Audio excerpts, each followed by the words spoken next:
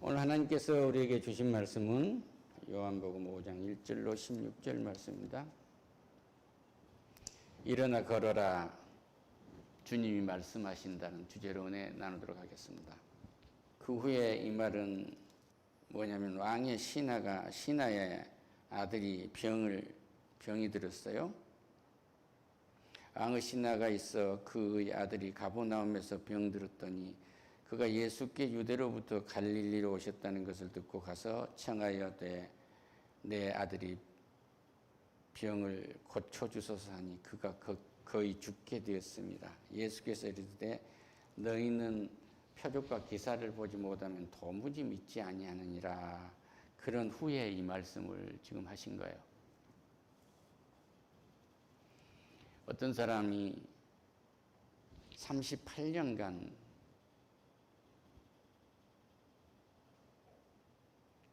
혈기 마른 병에 걸렸어. 그럼 얼마나 사람이 바싹 말랐겠습니까? 38년간 병이 들었으면. 근데 이 사람도 38년간 병이 들었다고 했는데 몇 살 때 들었는지는 우리가 알 수가 없죠. 그렇지 않습니까? 40살에 병이 들었으면 38년이면 78세가 됐지 않겠습니까? 낫는 길을 알았습니다. 베데스다라는 못이 있는데 행각이 5이 있었는데 거기 병자들이 모여 있었다고 그래요. 그러니까 거기는 비가 오면은 그 물이 고이는 마치 절간에 그 연못이 있듯이 그렇게 있고 못의 가운데서는 생수가 쏟아나기도 했던 그런 장소였다고 우리는 추정을 하고 있습니다. 근데 예수님께서 갑자기 거기 나타나세요. 38배 된 병자가 있더라. 예수께서 그 누운 것을 보시고 병이 벌써 오래된 줄 아시고 이르시되 내가 낫기를 원하느냐, 낫고자 하느냐 이러고 물어봐요. 여러분 어떤 일을 하고 계십니까? 어떤 어려움이 계십니까? 예수님이 다 보고 계세요. 내가 어떤 처지에 있는지 예수님이 다 보고 계십니다. 시공을 초월한 성령께서 오셔서 다 보고 계시거든요. 예수님이 다 보고 계시는 거예요. 이가 병든 자가 안 물어봐도 낫기를 원한다고 그럴 거 아니에요. 그런데 물어보세요. 누워있는 병자를 보시고 그 병이 오래된 걸 아세요. 아, 이 사람이 참으로 오랜 세월을 이렇게 병마에 허덕이고 있구나. 그러고 물으세요. 내가 낫기를 원하냐? 따라 슬프냐? 기쁘기를 원하냐? 그러고 묻고 사업이 잘 안 되냐? 잘 되기를 원하느냐? 이러고 물으십니다. 그런데 여기에서 이 병자에게서 우리가 얻어야 할 것이 있어요. 이 사람들이 다 이렇게 걷고 힘있고 능력 있는 사람들이 모여서 다 이 연못에 들어가서 몸을 씻고 나오는데 나는 그때 물이 움직일 때 들어가야 되는데 힘이 없으니 들어갈 수 없어서 기회를 놓쳤습니다. 이제 뭐 낫기가 틀렸죠? 이러고 말하지 않은 거예요. 내가 나을 수 있겠습니까? 하고 묻는 것도 아니요. 예, 한 거예요. 할렐루야. 여기에서 결정 난 거예요. 사업이 어렵습니까? 이제 추진하고 계십니까? 사업이 성공하리라고 한 것을 원하십니까? 글쎄 해봐야 알죠. 이건 사탄이 시킨 거예요. 우리 주님은 뭐라고 말씀하세요? 낫기를 원하느냐? 병자가 대답하여 이런저런 얘기합니다. 물이 움직일 때 나를 연못에 넣어주는 사람이 없어. 내가 가는 동안에 다른 사람들이 먼저 내려가나이다. 예수께서 이르시되 일어나 내 자리를 들고 걸어가라. 할렐루야. 네가 펴고 있던 네 인생의 모든 것을 네가 깔고 있는 걸 다 들고 가라 이런 게 할렐루야. 그러니까 현상을 주님이 그대로 보여주고 그대로 나타내주면 돼요. 이것이 우리들의 기도입니다. 그러니까 이것 정도는 내가 해결하고 해야 되고 저것 정도는 해결해야 되고 이렇게 막 복잡하게 생각한 것이 아니라 아이고 들어갈 수가 없네. 여러분 어떤 경험을 해봤어요? 우리 연령대 사람들은 경험을 했겠지만 학교에 입학시험을 보면은 그 게시판에 합격자 명단이 쭉 써지는 거예요. 그럼 거기 안 써졌으면 탈락한 겁니다. 그 후보도 이것도 있어요. 그와 마찬가지로 들어갈 자리가 없는 거예요. 후보생도 안 된 겁니다, 이 사람. 근데 예수님을 만나니까 이 사람에게는 기적 같은 일이 일어난 거예요. 예수께서 이르되 일어난 내 자리를 들고 걸어가라 하시니 그 사람이 곧 나가서 자리를 들고 걸어가니라. 안식일이니. 유대인들이 말할 때는 자리를 들고 가는 건 노동이니까 자리를 들고 가니 기가 막힌 일이 아니에요. 그런데 여기서 줄여서 더 얘기하면요. 보라 내가 나았으니 더 심한 것이 생기지 않게 다시는 죄를 짓지 말라 이러고 말씀하세요. 병든 후에 어떻게 할 것을 말해준 것입니다. 그러니까 사업을 성공한 후에 어떻게 해야 될 건가를 대안을 말씀해 주고 계신 거예요. 어떤 사건 후에 어떻게 해야 할 것인지를 말씀하고 계신 거예요. 다시는 죄를 짓지 말라. 이 말씀은 나 외에 다른 신을 섬기지 말라. 할렐루야. 내가 네 문제를 해결하지 않니? 그러니까 사람이 해결했다고 하지 마라. 하나님은 자신이 영광을 받기를 원하시는 거예요. 할렐루야. 그러니까 모세가 이스라엘 백성들을 출애굽시킬 때 유월절을 맞이하고 그들이 하나님의 예배를 드린다고 하고 백성들이 대회를 지어서 나올 때 앞에 홍해가 있습니다. 홍해를 건너야 하는데 건널 길이 없잖아요. 저 뒤에는 나가라고 하고 쫓아냈고 니들끼리 살아라 하고 내보냈던 바로가 기병을 보내서 쫓고 있잖아요. 그 물도 없어. 먹을 것도 없어. 기막힌 처지에 있는데 하나님 왜 모세야 지팡이를 내밀으니까 홍해가 갈라지지 않아요? 그러니까 이스라엘 백성들이 그 강을 건너고 다시 지팡이를 내미니 애굽 사람들이 강에서 수장이 되지 않습니까? 이걸 우리는 기적의 강이라고 그럽니다. 기적은 예수님 자신이에요. 그러니까 거기에서 지팡이를 내미라고 하는 능력을 실어준 것은 아까 신앙 고백할 때 전능하사 천지를 만드신 그랬잖아요. 하나님의 능력이 임재하니까 강이 갈라지는 거예요. 이 사람은 하나님이 자기를 치료하고자 하니까 아무 행위도 안 했는데 말씀으로 그냥 되는 것입니다. 이 사람은 말씀을 받아들인 거예요. 이제 걸어라 했을 때 걸을 수 없어요. 걸을 수도 있나요? 그랬으면 이 사람은 아직도 못 걷고 있을 것입니다. 사업 잘 되실 것입니다. 아멘. 아멘으로 받아들입니다. 당신이 하는 일이 잘 될 것입니다. 아멘으로 받아들여요. 회사 가면 언제 잘릴지 모르니까 불안하고 가만히 이러고 앉아있는 거야. 아무 생각이 없어.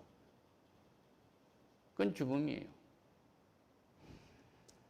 38년 병자가 물가에 들어가질 못해서 오늘 또 허탕치고 그 꺼죽대기를 돗자리를 갖고 비벼가면서 자기 집에 들어갈 때 그가 어떤 생각을 했겠습니까? 물건 팔러 나간 셀즈맨이 한 개도 못 팔고 돌아간 거하고 같을 게 뭐 있어요? 기가 막히지 않아요? 또 그날 거기에서 꺼죽을 들고 와요. 그래가지고 물건을 팔려는데 안 돼요. 생각해 보세요. 오늘도 삼성동에 12시에 여판을 들고 가는데 엿이 안 팔려요. 안 팔릴 거라는 자기 생각, 자기 고정관념, 꺼죽을 엉덩이에 댄 이 한자처럼 그놈을 붙여가지고 간다고 하면 엿이 팔리겠나 이게요. 엿이 안 팔리면 엿 과일을 바꾸든지 소리가 잘 나는 놈으로. 그래도 안 팔리면 지나가는 길목을 바꾸든지. 그래도 안 팔리면 엿이 잘 팔릴 수 있는 시간대를 바꿔야 될 거 아니에요. 할렐루야. 우리 주님은 여기서 못에 있는 가서 웅성웅성 앉는 있는 사람을 다 고칠 수도 있었지만 가장 약한 자를 고쳐주신 거예요. 이 사람은 인간들에게 날마다 기대를 할 수 없었어요. 사람에게 기도한 걸 포기하고 있는 상태입니다. 하나님과 함께하는 은혜가 있으시기를 축원합니다. 할렐루야. 이 사람이 걸어갈 때 그냥 걸어갔어요. 자리, 우리로 말하면 돗자리를 들고 갔다 이거예요. 이제는 건강한 사람으로서 자기가 가지고 있는 것을 활용할 수 있는 기회가 온 거예요. 그 사람의 돗자리라는 것도 평강해지는 거죠. 할렐루야. 중풍장자가 있었는데 주님은 내 죄사함을 받아라 하고 누가복음 5장 20절에서 말씀하고 계세요. 그리고 12해 동안 혈류병에 걸린 여인에게도 그렇습니다. 다시는 죄 짓지 말라고 그래요. 이건 뭐냐? 나 외에 다른 신을 섬기지 말라는 거예요. 할렐루야. 다른 인간이 만들어 놓은 우상들도 이렇게 고쳐줄 것이라는 것 믿지 말라 그런 얘기예요. 우리가 가장 크게 죄를 짓는 것 하나도 죽은 자를 위해서 기도한 것입니다. 죽은 자는 천국 아니면 지옥 가고 없어요. 죽은 자를 위한 기도는 할 것입니다. 인간은 기대할 수가 없었어요. 그런데 다행히 중풍 걸린 사람은 사람들이 메고 예수님이 계신다고 하니까 지붕을 뚫고 내려갔어요. 할렐루야. 이것은 이웃의 사랑이 나타난 거고 이건 이웃의 사랑이 없는 거예요. 두 가지 유형이 딱 있습니다. 그래서 중풍병자가 예수님 앞에 가니까 제사함을 받고 중풍병이 나으니까 인자가 땅에서 죄를 사는 권세를 가졌은 줄을 너희가 알게 하리라. 내가 내게 이르노니 일어난 내 침상을 가지고 집으로 가라. 할렐루야. 여기서 뭐 느낀 것이 없습니까? 죄를 사할 분은 우리 예수님밖에 없어요. 이 말씀을 다시 정리를 하면 예수님이 찾아오셨든지 우리가 누구의 안내를 받아서 예수님을 만났든지 두 가지가 다 예수를 만나면 죄가 사해집니다. 죄사함을 받으면 병이 낫습니다. 죄사함을 받으면 일이 잘 됩니다. 죄사함을 받으면 평강이 임하게 됩니다. 그리고 재림하실 예수님을 다시 만나는 그것을 준비하는 우리의 삶이 된 거예요. 부활의 행렬에 있게 되는 것이죠. 다시 말씀드립니다. 이 두 사람 다 중풍병자도 그렇고 38년 병자도 그렇고 똑같이 병을 낫게 하시는데 주님은 죄가 사해졌다고 그래요. 그러니까 예수를 믿지 않는 죄가 사해진 것입니다. 예수를 믿지 않는 죄가 사해지면 예수님이 우리의 죽음을 삼키고 갔다는 것을 아시게 돼요. 할렐루야. 우리의 병을 가지고 가셨단 말이에요. 우리의 병을 그분이 다 짊어지고 가셨다는 것을 우리가 알게 됩니다. 마지막으로 정리하겠습니다. 그는 실로 우리의 질고를 지고 우리의 슬픔을 당하였거늘 우리가 생각을 그는 징벌을 받아 하나님께 맞으며 고난을 당한다 하노라. 그가 찔림은 우리의 허물 때문이요 그가 상함은 우리의 죄악 때문이라. 그가 징계를 받음으로 우리는 화평을 누리고 그가 채찍에 맞으면 우리는 나음을 받았다. 우리는 다 양 같아서 그릇 행하여 각기 제 길로 갔거늘 여호와께서는 우리 모두의 죄악을 그에게 담당시키셨도다. 아멘. 그러니까 사탄한테서 우리를 구원하신 이분은 우리의 모든 죄를 사해놓고 계세요. 그러니까 예수님한테만 오시면 죄가 사해지게 되면 인생의 가장 어려운 문제가 다 해결됩니다. 할렐루야. 예수님을 믿으면 우리의 모든 문제는 해결됩니다. 그런데 예수를 안 믿는 사람도 저렇게 잘 되는데요. 나는 뭡니까? 그런데 그 사람들은 그냥 놔둬버린 거예요. 할렐루야. 우리는 하나님과 함께 일하는 거고 그 사람들은 사탄과 함께 일하는 것입니다. 이것이 다른 것입니다. 하나님 감사합니다. 38년간 몸이 말라가는 병에 걸렸던 그 사람이 다른 사람이겠습니까? 바로 우리 자신입니다.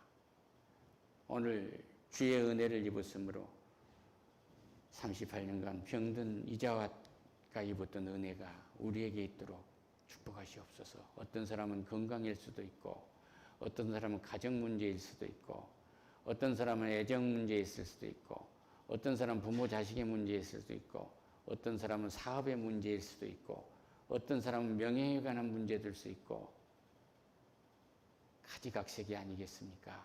주께서 해결하시라 믿사오니 영광 받으세요. 예수님의 이름으로 기도드립니다.